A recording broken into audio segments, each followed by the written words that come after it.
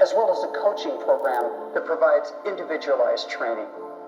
Many of you know that we hold and grow investments endowments with nationally recognized financial advisors. What you may not know is that we also offer socially responsible investments. We offer fossil-free and diversity, equity, and inclusion investments for those who want to invest in companies with outstanding track records in those areas. All of those options are offered through the New Covenant Trust Company, which is a subsidiary of the foundation. Finally, the foundation has been entrusted with several unique entities and ministries around the nation. For instance, the Jarvie program provides care for seniors in the New York City region. We house the Theological Education Fund that raises funds to support our seminaries. We oversee the magnificent 20,000-acre Camp and Conference Center in New Mexico, Ghost Ranch, where so many Presbyterians have found spiritual enrichment, rest, and solace with God on those lands entrusted to the PCUSA in the 1950s. All of this, and remember that the revenue generated by the gifts and investments with the foundation goes right back into the ministries and mission of the PCUSA. Collectively, those have provided an astounding $828 million to Going to Christ work in the past 11 years. We've been humbled by the incredible generosity of Presbyterians throughout the years, but especially during this COVID pandemic. Witnessing that kind of generosity renews our spirits, even in these difficult seasons. So thanks to each of you who invites us to walk with you. Thanks to every person who supports churches, ministries, and Presbyterian agencies, all to share the love of Christ, and often where the world is hurting most. So thank you for your trust, and thanks for your faithfulness.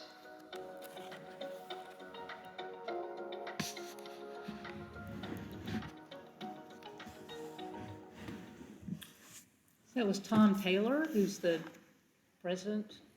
Maybe if that's the right title. Tom Taylor. So the primary objective is investing, and so if your congregation does have funds to invest, you can invest with the foundation, and there are endowment service, responsible investing initiatives, funds that allow churches and ministries and other entities to exclude certain types of businesses from their investment portfolio. You know, if you don't want to pay for alcohol, for example. Yeah. So would that include, like, if we have money in a CD, would we want to put it over there somewhere? Does it grow the same way? Am I thinking the right kind of thing? Yeah, you could. I mean, you can invest your money there, and then, you know, depending on what you invested in, it grows for you, and then it also goes back into helping the church. It can help align your funds with PCUSA responsible investing guidelines. That includes screening out certain companies and industries that are out of alignment with the General Assembly's decisions about Presbyterian values. And then also there is proxy voting. So if we do have funds in certain companies and we want them to change their ways, then we vote, they vote according to Presbyterian values to make a positive change in those publicly traded companies. And then New Covenant Trust Company, which is a subsidiary of the foundation, can build you a specialized portfolio that makes positive investments in companies that do well with things like diversity, equity, What was inclusion. the name of that one? New Covenant Trust Company, and it's part of the foundation. My husband and I just decided to move all our accounts over to NCTC, and you know, so they're going. I'm sorry. Yeah. You can do that with your personal funds as Yeah, well? you can. And is it comparable to the other financials locally that would invest your money? yeah, I mean, so what we decided, I inherited some stocks from my mother when she died, and we decided that we want them in socially responsible investments, so that, you know, we're not paying for companies that we don't approve of. I don't know that there are that many of those in my parents' portfolio that, you know, we got the stock sent over to us, But if we put it in NCTC, then they will make sure. And, there are mutual funds and then specific stocks, all sorts of stuff like that. So, yeah, you can do both those things. And your church can do that if they have funds, or you individually can do it. So now we want to focus on what the foundation does to support you and your congregations. There's a bunch outside of investments. And we're starting with whom to talk to. You're going to interact with the ministry relations officers, your first contact. These are regional field staff for the foundation. They are trained experts who can assist you with cultivating gifts, stewardship plans, property issues, including if you were to sell church property, and almost anything that has to do with finances. They are here to help you. They're located throughout the states, and they work with congregations, mid-councils, and others. They often work with churches just like the ones that you will lead, and I think you're going to find them to be helpful in your work. And there's no charge for their services. This is your ministry relations officer, Ellie Johns Kelly. So, what did you say? She spoke at Presbyterian not long ago. No, that was Emily Chuddy, wasn't it? Did Ellie Johns Kelly speak at Presbyterian? Yeah. Okay, because she's been at Festival of Faith several times. Do we need to write all this down, or are we I gonna will get give you the this? PowerPoint, Okay. so, Because I'd rather listen and focus on what yeah, you're saying. I'll give you than the try to write PowerPoint, and everything down. it'll obviously be right there. All right, thank you. Yeah. Church Financial Literacy and Leadership Program is run by the foundation and supported by the Lilly Endowment, which is based in Indianapolis and gives lots of money to churches and church groups. This program provides a suite of resources designed to help pastors sharpen their financial skills and provide resources for churches to support their stewardship efforts. So if you feel like, wow, how we do that, I haven't learned that, maybe you have learned that in this class, but they're here to help. And the foundation received $2.5 million in grants from Lilly recently. The programs were all built with this funding are all centered around church finances and supporting pastors, including commissioned pastors and others serving in congregational leadership roles. Stewardship Navigator is a website that provides templates for stewardship resources. You can set up an account and use all the resources, and it's free. Your church can share an account and work on resources together, keeping them all in the website. You're going to find here a year-round calendar to keep stewardship front and center in your congregation all year long. Is that like a stewardshipnavigator.com? I can't see the all. Yes. Thank you. Yep, it is. There's brochure templates, narrative report builders to help explain budgets to your congregation, plan giving module that allows you to use resources to set up a planned giving program for your church. And in case you're wondering, I asked people from the foundation, what is it that you want to share with these folks? They just sent me these slides and most of the script. So I don't know as much about this as Ellie. You would be wise to call her, and she can set you up with all that. Church Financial Leadership Academy. This is a variety of training videos on a wide range of financial topics, also free, available to you and anybody else. They say it's kind of like Netflix. You build playlists and favorite videos so you can come back and watch them again. And they have topics including leadership, financial reporting, narrative budgets, and vision. Is that a .com as well? Yes, it doesn't show what that is, but if you talk to Ellie, or probably if you go to the foundation website, It said it was church. Like the church financial leadership. I'd say that we have, I don't know if Susan's explained, some of our clients out front this morning they come to what we call our shop program in the afternoons. And Ellie has helped us in sort of moving that whole thing, which has become much larger than we ever envisioned, you know, towards a more sort of corporate, maybe it's gonna be a 501c3 at some point, or we're working in that direction, but that's like if you had a mission in your church that you wanted to, she can help with stuff like that, which is, I wouldn't have guessed at first. Excellent, Yeah. excellent, thank you. Hope, we're doing great. Yeah, so you all have already connected with some of these resources, but I learned a lot from asking about this because I had no idea that some of this stuff was available. I'd heard of Stewardship Navigator, I know that some of them work with property, but I did not really know about this. I wish I could remember the name. We have someone else working with us that's gonna help us through a period of discernment. Paul Greer? Paul is gonna be part of sort of the financial side, but there's someone else I was looking for, I couldn't find it. Okay. The name of the person that is gonna help us, we'll actually go through it with us. And, you know, part of what we have to deal with, you see all these buildings? You haven't even been in the sanctuary. This is the chapel. The sanctuary is a huge part of the building over there. We have the education wing, we have 2 buildings there, we have this building there. And like so many other churches, we're dealing with building issues. And, you know, that's one of the things we're gonna be. A Presbyterian city house here at one point, didn't it? Yes.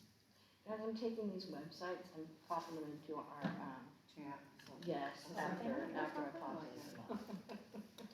Awesome, that's great. A tech wonder. Well, good, I'm so glad you've connected with those things already. This is what they say about Church Financial Leadership Grants Program. Provides funding for pastors and their stewardship team leaders to attend conferences that provide training on stewardship. And there's one called Stewardship Kaleidoscope that's pretty well known. The grants pay half of the cost of attending, and like stewardship team leaders can also receive grant funding to go if they attend with pastors.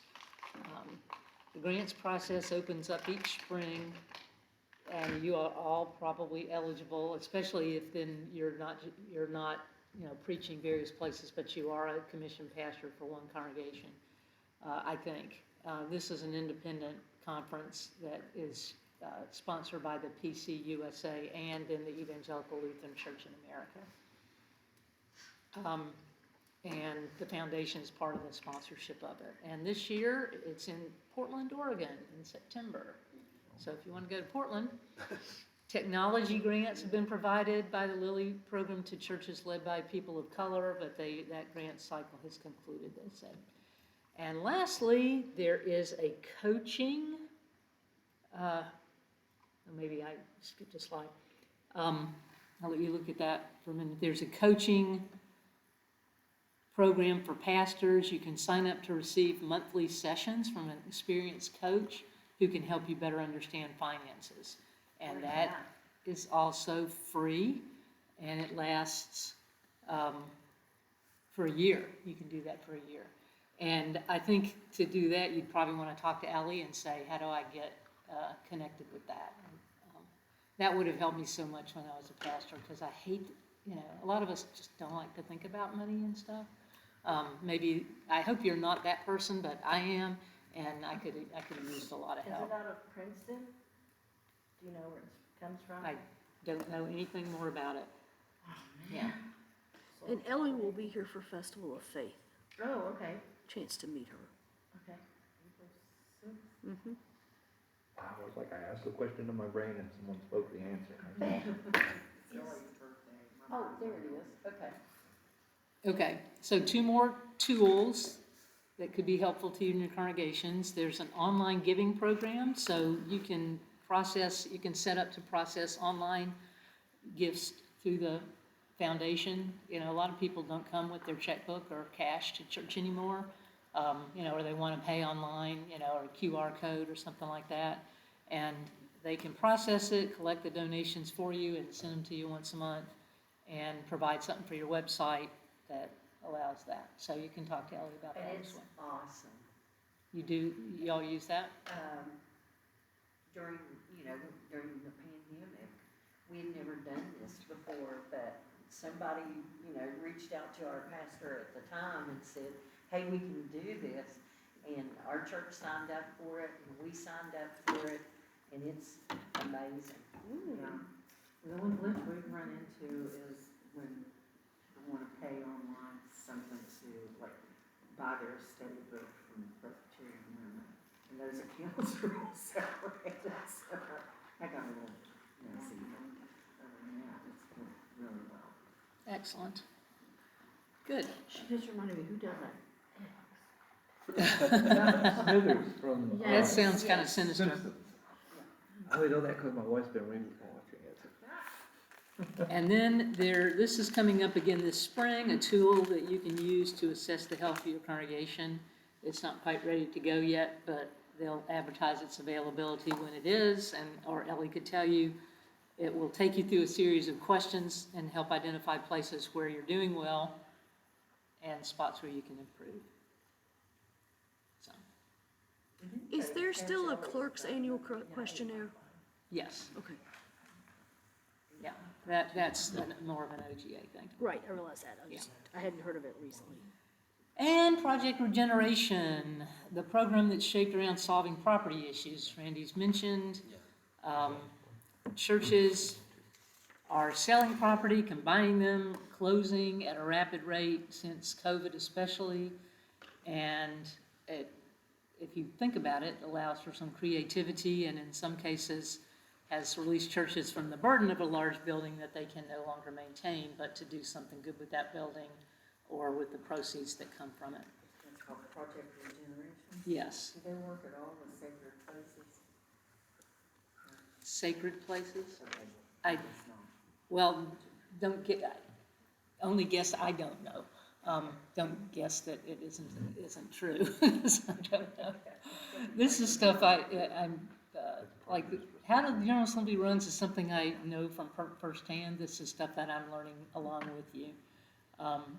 But anyway, Allie can help your church start with financial analysis to determine if you're financially sound, if you need to consider changing to spending or sell the property, or if this ministry isn't viable, and help you answer some of the tougher financial questions with grace. And as God has plans for us, they aren't always what our emotions would want in terms of what we sometimes have to let go. But these buildings can be a real burden that you can't afford to keep them up or do anything else but that, or they can be a blessing, but turning from a burden to a blessing is not necessarily all that easy. So, and here is another video so you get kind of a sense of the creative thinking that the foundation can help support. We all know the unexpected could happen to us at any time. During an emergency, there's nothing worse than feeling helpless when your loved ones are depending on you.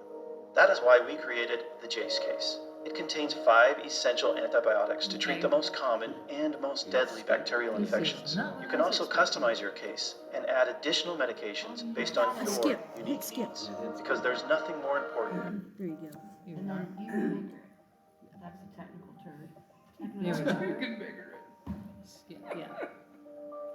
What should a church do with property it no longer needs? It's a question that many congregations are facing. Gateway Presbyterian Church in Colorado Springs, Colorado owns a house that was used as a manse for several decades. Gateway members began to consider how they could honor God with good stewardship of this resource. They affectionately call it the house next door.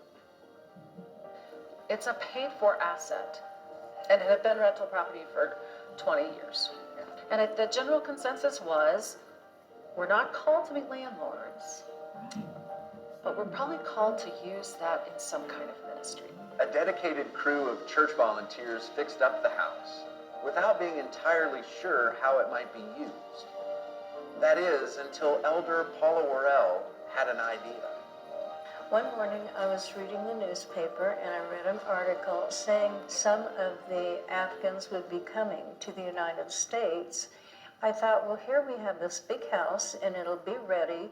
Hundreds of refugees have settled here, fleeing from violence, persecution, and poverty.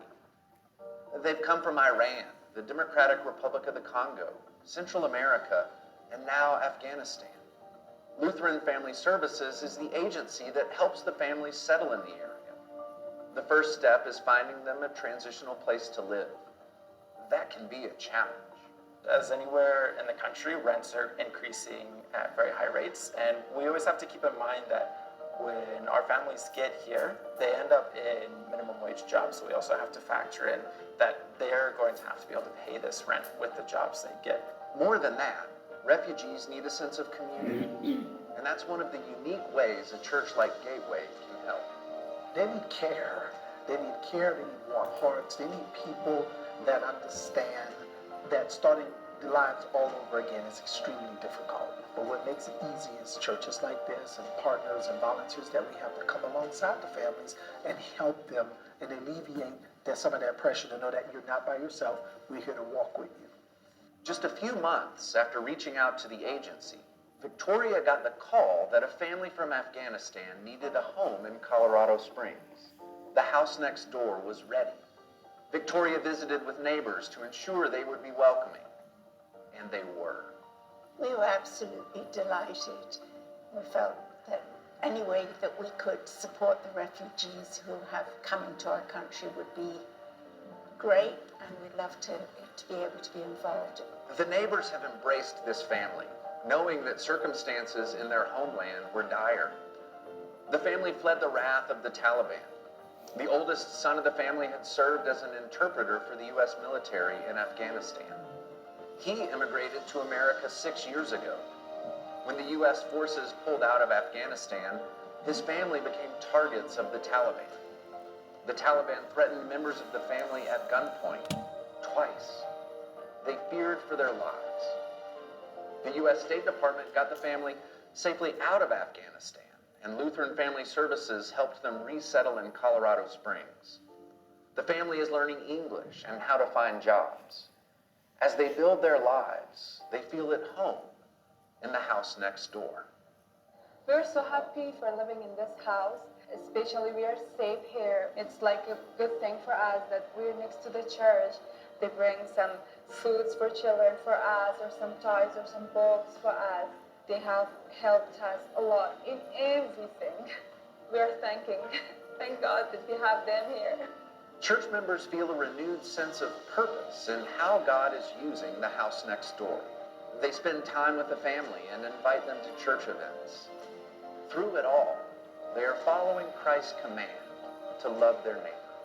I'm really glad that we've got this opportunity because I think we did something special. I don't think there's any question about it. And it ended up being just a wonderful opportunity for us to do something really, really help people out that need help. It was just meant to be. It was a miracle. We had the place, we had the people working, and we all had open hearts to welcome a family. And then we got the best family in the world. This church is really, truly extending grace to a culture of people that they wouldn't necessarily extend it to, but they've been given a great opportunity to do so, and I believe that God is pleased about that personally. Their history has been the little church that could, and yet again, God has allowed them to be able to do something meaningful and life-changing. As you hear this story, you may feel it's time to consider what to do with your church's underused property. Is your congregation being called to use your resources in new and faithful ways? The Presbyterian Foundation has worked with hundreds of churches just like Gateway and just like yours to transform their assets to creatively support mission and ministry. We are here to work with you. Reach out to us. We are here to help. Can I speak to that really quickly? Of course. When I was in the Navy, I was in Spain and I worked on a spy plane. We were known as the spy guys. And during the Bosnia-Herzegovina civil war, they were being forced out in droves. We defended them in ways. And twice now in my life, I've been able to have one's in Colorado and one's in West Virginia, survivors of that dispute hold me and hug me and cry and thank me for saving their lives, and to be touched by people that have come out of that is beyond. And then the second thing was, remember I told you about the church that has a mass that we rent out? Now there's a recovery, a hotel right across the street. There's actually a hotel in Comfort, believe it or not. Turned into a recovery center. Yeah, it's behind the gas station. But what if we could use that house instead of renting it to people who don't even come to church? What if we use it as like a practice home or I don't know. Yeah, it's one of our churches was gifted a house, and after Father Pat's brother came and told us about Hezekiah House in Philadelphia that he's a part of, and the man who donated the house's middle name turned out to be Hezekiah Washington, and Pastor Pope immediately said, this is what we're going to do. And so our church has been very involved in getting the house ready, and it's going to house it. But initially, it was going to be 5 people who are succeeding in addiction rehab, and they'll live there. And originally, the contract was going to be for 3 years because it takes a long time to assimilate your life into and stay clean. And now it's up to about, I think, 8 people will be able to live there, and the contract's down to a year so that they can serve more people. But it's going to be really intense. Sort of like that. I can't think of what the name of it is. There's one in Charleston where you can go and you can live there and get sober and clean. Right. But you are, well, I think there's one for you too. But I think just pulling us back, the sense of if that's something you think your church might benefit from, talk to folks at talk to Ellie Johns Kelly, the foundation, about, because they can help you work with that vision. Figure out how to make it work. Did you write that information down? Yes, ma'am, Yeah, that video makes me Oh, yeah, it's emotional. tear up a bit. Yeah. But yeah, this is great conversation that you're thinking about. Well, okay, for our context, what makes sense? And you all are already connected. How do you use this big building for worship when you don't need all the space for internal church kinds of things anymore? How do you use it for mission? And that's what the Sacred Places does. During the pandemic, they were doing free consultations to churches, especially like this one and like ours, which is more like a fortress, and how to become an asset to your community. Now, they're still giving out grants, but you pretty much have to have your program in place. Like y'all could probably get one because you have a program in place. Our director said the other night at session that we literally have had people calling us to give us grants. Awesome. Ooh. Then you gotta figure out what you're gonna do with it. Yeah, I mean, you gotta make sure you qualify for it, and there's, always 10 hoops to jump through, and applications and things like that. But if you have the right people in that organization, it's amazing how quickly they can move things through that would not otherwise. But my church is at a place where we have maybe 1 or 2 people talking about the potential of closing, and the one person that actually has money in the church talking about turning it into an orphanage, and she has, just let me preface this by saying this is the same person that thought we could cut down the exhaust pipe, which is like a mountain high, by cutting about 2 feet off the bottom and have the pipe just come straight down. So just understand that logic. But she thinks that we can create a situation where we hire a minister, right, to be the director of an orphanage, and then find young families to come and live in this building and participate in the caring of effectively foster children. Now, my wife and I have been foster parents for about 6 years, and we recently stopped. And so we've all been lovingly trying to tell this woman, it's like, that whole thing looks a little different now. It works differently. So what I'm trying to get to is, I think this class could not have come at a better time, for me at least, in my situation, because I fully admit to you, I had no clue about any of this. And if I can lift up, at the CPALP retreat last summer, Ellie led a workshop on sort of helping your session look to the future. And in terms of thinking about, because I went to a workshop led by different foundation folks, but Ellie's going to do an expanded version in October on Zoom.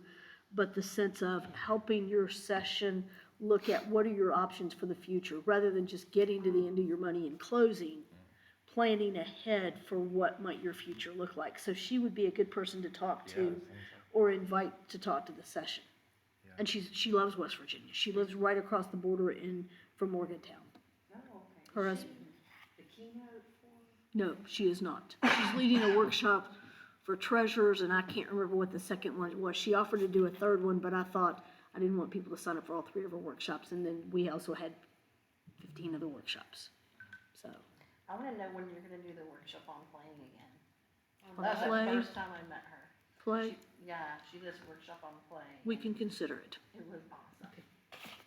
Ain't nobody needs that with you around, you show them how to play. No, it's really cool. So the refrain for our time together is, you're not alone, there's a lot of help out there. Presbyterians are connectional, we support one another, and here are some of the ways to do it. So you all are already thinking about ways that you already have or could make use of resources from the Presbyterian Foundation.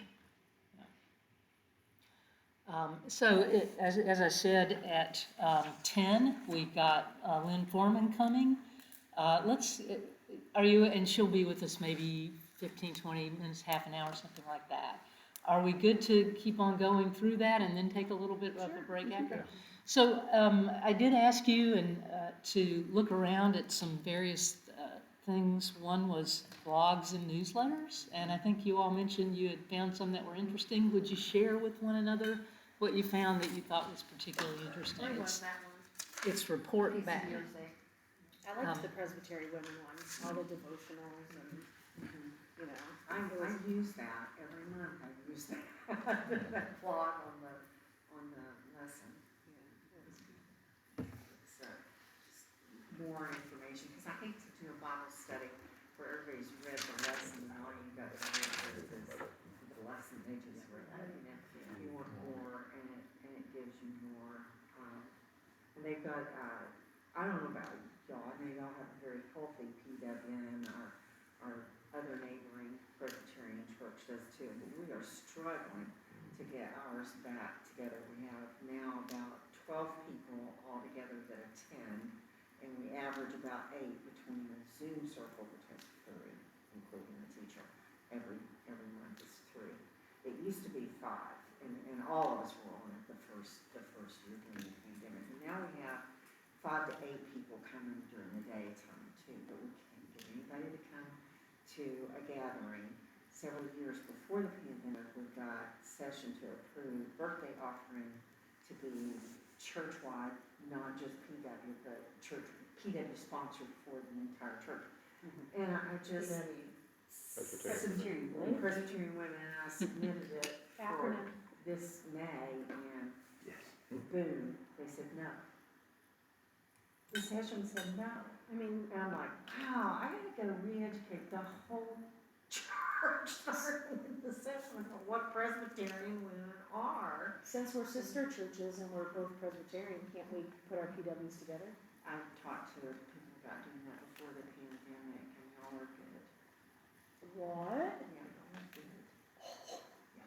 Y'all are good. Sounds like we got some stirring up to do, folks. Yeah. So what are some of the other blogs and newsletters that I think I'd ask you to, find a couple that interest you and report. So PW has some good, There was an interesting one called Justice Unbound. Oh, yeah, that was the That one was that, Peace and Global Witness. Yeah, That's intersection this one of here? Faith and justice. and it had, daily Yeah. devotions during Lent. Yeah, Some of the that's stuff not was a this little one. It's- dated I mean, on it's it, this but, block, but it's a different, not the Unbound, but it's another. Okay, so- It was Unbound, I think. Well, Unbound is one, and then there's another one in it. That's Oh, got, there's another one. What's it about, Lent? Doesn't peacemaking have a Lenten one? Pardon? what's that? Does peacemaking have a Lenten one, or creation of Well, justice? this is under Peace and Global Witness. Okay. I believe, so it's there. It's described as the interactive journal of Christian social justice is an online journal, that's what it puts out, and community that examines, expresses, and encourages commitments to social justice as inspired by the prophetic gospel of JC. We're never short of words, are we? that was not pithy. But it has devotionals and services and it has a podcast called A Matter of Faith. I think that was actually advertised on the website recently. A Presbyterian podcast. So if you listen to podcasts like I do all day long, that's a good one. Articles on racial justice, LGBTQIA+, arts and justice. It's got a lot of stuff on there. A little bit, some of it's getting a little old, but it's pretty, it's good stuff. Okay, so that's this one. Yeah. I like the Presbyterian Historical Society's blog too. 'Cause There's just so much to be learned about the history of the church. And that's what I found the information about Val Murphy. I was like, oh, wow. Yes, that's right, that's where I Okay. saw it. So that's this one? Yeah. Theological education matters. Yeah, It's same. also part of the Presbyterian Foundation, and they talk about Project Regeneration and that, so if that's something you're interested in, I think there's a video on it and stuff like that. And it has it has videos, webcasts, stories, talks about stewardship and that sort of stuff, so interesting I stuff. like that there was a lot of different, if you went in there, certainly we could all find one thing in that one that we go, I'll read that, and it's new each time if you look at the dates, I like that. Yeah, and there's videos about like the history, if you ever Yeah. wonder about, like, there's a video on John Calvin, early Reformation and stuff like that. Of course, we know all that now. There's a whole bunch of John Calvin stuff out there. I have it on my Kindle, I can share it to you if you want it. It's a whole thing. So, yeah, those are the two of them.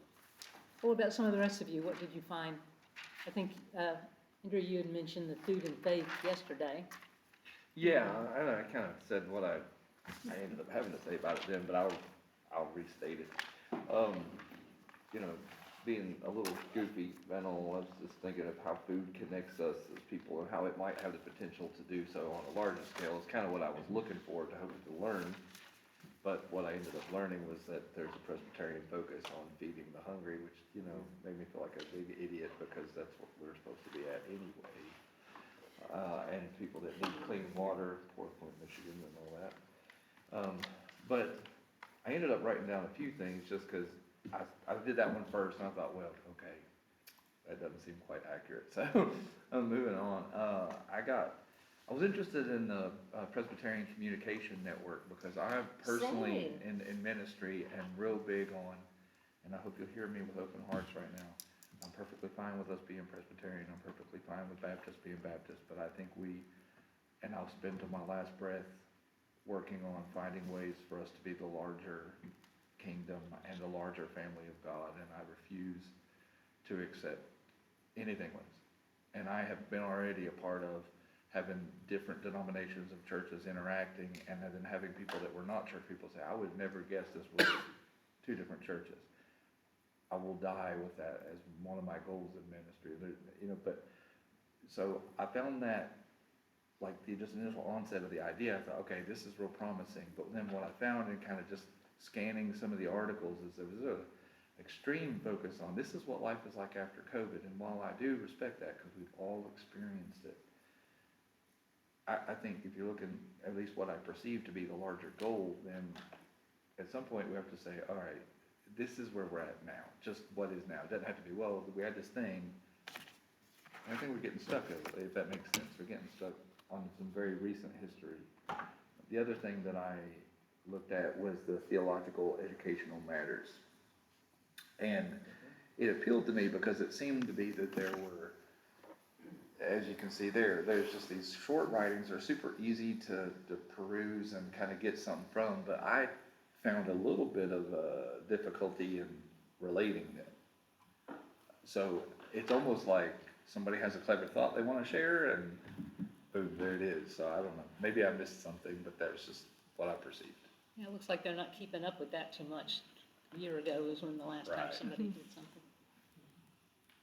I like the newsletters because I don't, and I'm sure you guys are all in the same boat. I don't have a lot of time to just sit and kind of dig around in things for giggles, for fun. So having the daily, like I signed up for the daily news, the weekly news, disaster assistance, season of peace, new Cool. church, new way, daily lectionary, grace and justice, salt and light. But here's why. Do you think I'm gonna actually read every single one every day? No. But I have it there, and if it has a topic that catches, and to keep that connection going, because maybe I can't use whatever it said, but I might be able to say, hey, Susan, did you see, or hey, Kathy, did you see? And put that out, and it doesn't even have to be something that stays Presbyterian. It could be that I call my girlfriend in California who goes to Pentecostal still. I love her. Me too. But they have their outreaches too. And why couldn't we help them spin that? Because we're all part of the universal church. You know, and that house next door, that was all different faith tradition that came in and lived there too. Oh, yeah. And there's so much to be learned from. Recording in progress. We other need to record faith that. traditions. I love talking with Muslim students. Recording about stopped. Hey, Lynn, let me get this set up correctly so we can talk to you. We will give you the speaker, and I'm going to stop my camera. Okay. Not to interrupt, but Lynn's here. I love that room. Is she an Oculus? Is that a real room? You need to unmute yourself. There we go. Okay, we'll make the sound better over there. And Lynn Foreman is the Ministry Engagement Advisor for your area. This is a group of folks who are studying to become commissioned pastors. And most of them, well, I think all of them are already authorized to preach in churches in this presbytery. And so they want to meet you, and here's your chance to tell them what they need to know about MES. So go for it. That is great. Well, hello, and thank you, Tricia, first of all, for inviting me. I am elated Can you hear? here. I wanted to share today. Okay, hold on a minute, Lynn, because I need to change some sort of Or setting. can you turn the volume up on your computer? I did. It's up as high as it goes. There's some sort of setting I need to, so that you're in, through the monitor that we're on, so let me see if I can get that right. What did you say her position is? I'm sorry. Now, is there, Ministry advisor, I thought? do I have the ability to share my PowerPoint? I will get you that. See if she can increase volume on her. And you might be able to increase your volume as well, Lynn. I mean, it's only coming through my computer, so that's not great. And let me see if, sometimes there's some sort of setting.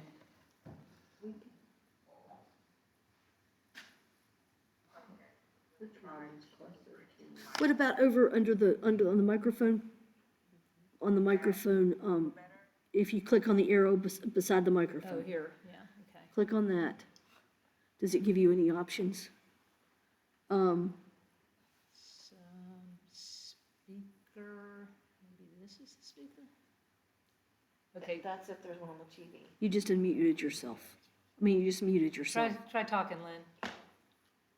You just muted yourself. She can't hear you. Oh. Lynn, try talking now. Okay, can you hear me? Yes. Thank you.